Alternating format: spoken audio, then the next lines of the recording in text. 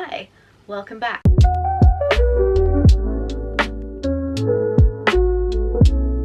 As you'll have seen by the title, today's video is the 25 books that I want to read in 2025. I know I'm a little bit late, but I thought better late than never. I've also just made myself a cup of honey and lemon because I'm a bit croaky today, so grab yourself a warm drink and enjoy. So we're just going to dive right in. The first book of 2025 that I wanted to read was Fourth Wing by Rebecca Yarros. I know I am so late to this. I tried to read Fourth Wing last year, but I wasn't a fantasy girl yet. I hadn't been in a deep fantasy where there's a lot of world building and war and characters that are much more complicated than your regular romance fluffy characters. So I was a bit overwhelmed and I couldn't really get my head around it. No judgment here. So I decided to dive back in this year because I wanted to be a part of the group who were like gnawing on their cages waiting for Onyx Storm to come out. Flash forward to today, it is actually Onyx Storm release day and I have been looking out my window for the postman every 2 minutes. But that's a different story. But anyways, back to what I was saying. Fourth Wing. I gave another go. I listened to it on audiobook for the most part until I ran out of audio hours, and it helped me so much to understand who was who because there's so many different dragons, so many different characters, people speaking to each other through each other's minds.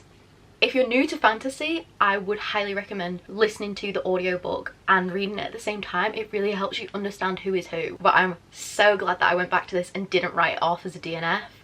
If you haven't already, which most of the world has, give this a go. Then without waiting a second, I went into Iron Flame, of course. She is a chunky book. I literally finished this last night.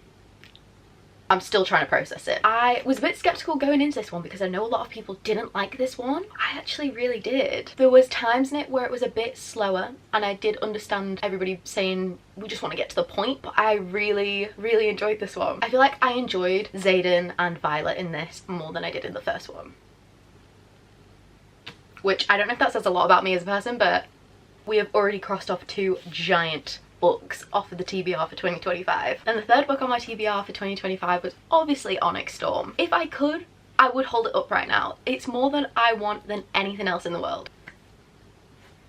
I still don't think he's out for delivery yet. I'm honestly this close to just buying it on my Kindle as well. But we're trying to be responsible with our money in 2025, so I'm not gonna do that. Or am I? I honestly have made myself feel physically sick this morning with waiting for this book to come out, which you could say is embarrassing.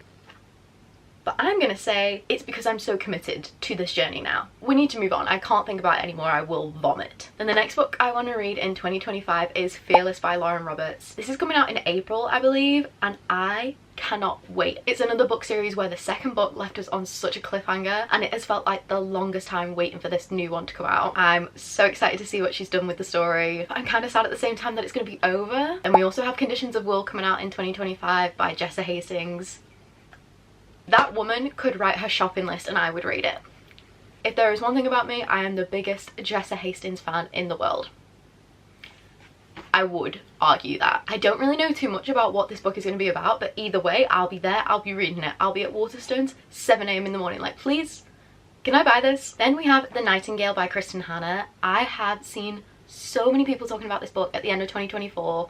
I had to pick it up. I haven't read any of Kristen Hanna's work, but I did watch Firefly Lane, the series, before I even knew who Kristen Hanna was, and it absolutely broke my heart. If you haven't seen the series, bring tissues and watch it. It's so good. So I picked this up with one of my Christmas vouchers and I'm so excited to dive into this. I'm probably going to go into this after Onyx Storm to try and put me in a different world entirely because I don't want anything to flop after I've read Onyx Storm. But I'm very excited to find out what everybody else is hyping about. Then we have The Ministry of Time, which I picked up at the end of 2024 as well, I think. I saw the American girlies Destiny, Sarah and Haley all raving about this book and I feel like it's giving me similar vibes to Tomorrow, Tomorrow and Tomorrow, which I could be completely wrong, but I can't wait to find out what is happening in this book. Then we also have The Secret Life of Addie LaRue. I say that wrong every time. The Invisible Life of Addie LaRue. I was given this as a Christmas gift last year, as in 2023, and I still just haven't got around to reading it yet, and I feel like I'm doing everybody a disservice. So I am determined to get through this in 2025. Everybody has told me how good it is. I'm just walking around blind, probably sitting on a 5-star read here. And we have You Deserve Each Other. My friend Jen, aka Silly Little Books on TikTok, actually gifted me this for Christmas, and it's her favourite book, so I'm obviously going to get to reading this year and give her a full review of what I think. I feel like I've really strayed away from from romances, and it's been a long time. I can't even remember the last time I read a romance book. So I'm excited to dive back into romance with something completely off the grid that I've never heard of. And I also want to read The Ballad of Songbirds and Snakes because I bought this as soon as it came out. But there's one thing about me, it's that I will buy Suzanne Collins' work immediately, but I will not read it until I've seen the movie. I don't know why I am this way, but I just know that I have to do this. I have read all of the original Hunger Games series, but I read them all after seeing all of the movies. So I knew that the books were better, but I loved the movies so much it didn't take away from how good the films were. I still adore the films. So I bought this straight away when it came out, and I was like, I have to wait to see the movie before I can read it. Obviously I've seen the movie several times now. I absolutely love that movie, but I now need to read this because I know this is going to be better, but I still don't think it will ruin the movie. And likewise, I will be buying Sunrise on the Reaping in March, but I won't read it until 2026 when I've seen the movie.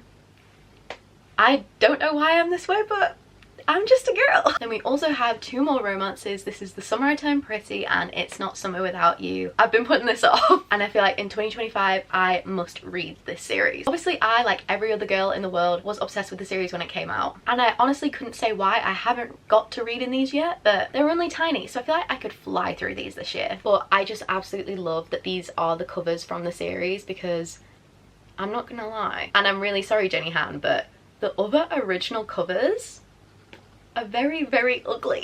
These are so much nicer because they're like movie posters, and I just think they're such a nice aesthetic. Another romance that I bought last year and never got to read in was Girl Abroad. This is literally a fluffy, girly, fun romance, and sometimes that is exactly what you need when you've been in a deep, hardcore fantasy world full of dragons, magic and everything else that's happening. This is what you need to refresh before going into a different world entirely. So you have to have some palette cleansers sometimes, and that is exactly what this is going to do for me in 2025. And speaking of hardcore world building, war fighting, complex characters, this will be happening in 2025. For anyone who doesn't know, this is the Throne of Glass series, the follow-on series from ACOTAR. They are completely different worlds as far as I'm aware, but we have a lot of work to do here.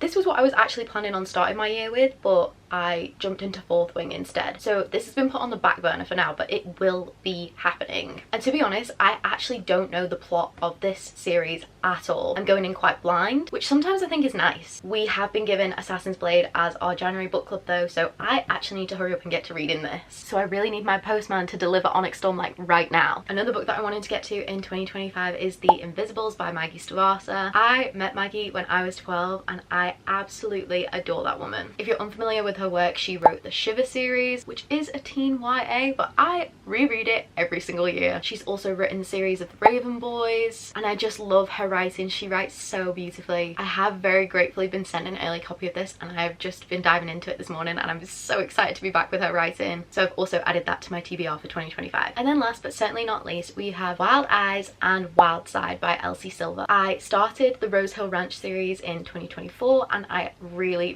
liked it, so of course I picked up the next one, and then the third one in the series is coming out this year, but I can't remember what month it is. But best believe I will be there picking it up. It wouldn't be a reading year without a fluffy little cowboy romance. So those are all my books that I want to read in 2025. Let me know if you've read any of them or if you're adding any of them to your 2025 TBR. Thank you so much for watching, and I'll see you in my next video. Bye!